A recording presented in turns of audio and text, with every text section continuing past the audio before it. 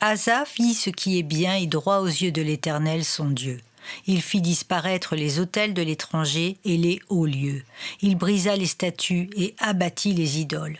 Il ordonna à Juda de rechercher l'Éternel, le Dieu de ses pères, et de pratiquer la loi et les commandements. Il fit disparaître de toutes les villes de Juda les hauts lieux et les statues consacrées au soleil. Et le royaume fut en repos devant lui. 2 Chroniques, chapitre 14, versets 2 à 5.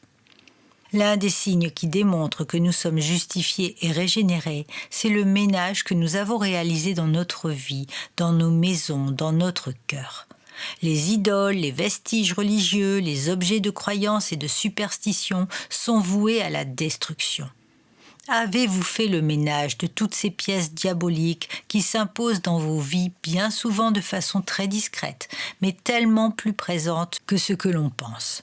Qu'en est-il de la statue ramenée d'Afrique, de la photo prise d'une sculpture représentant un dieu ?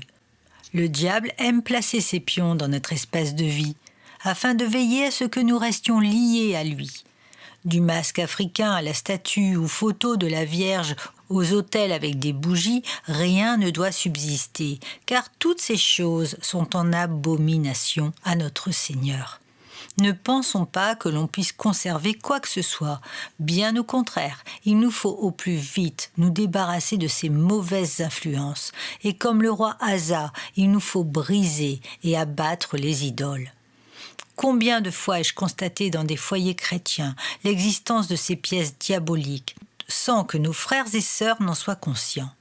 Le Seigneur nous révèle cela lorsque nous lui demandons de nous éclairer sur ce qui doit être brisé, musique mondaine, idoles, statues. Et si vous avez des doutes, faites-en part à un frère en Christ qui est suffisamment mûr dans la parole pour vous conduire. Combien de foyers n'ont pas la paix ni le repos de Dieu parce qu'ils sont encombrés de verrues diaboliques dans leur espace de vie ? Le roi Asa fit ce qui est bien aux yeux de l'Éternel son Dieu, parce qu'il l'honora en débarrassant la nation des autels de l'étranger, des faux dieux. Alors son royaume connut le repos et la paix. Il en sera de même dans votre maison et aussi dans votre cœur, car le cœur peut lui aussi encore être tenté de conserver des idoles.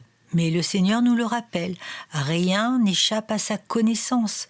Alors, comme Asa, débarrassons-nous de toutes nos idoles.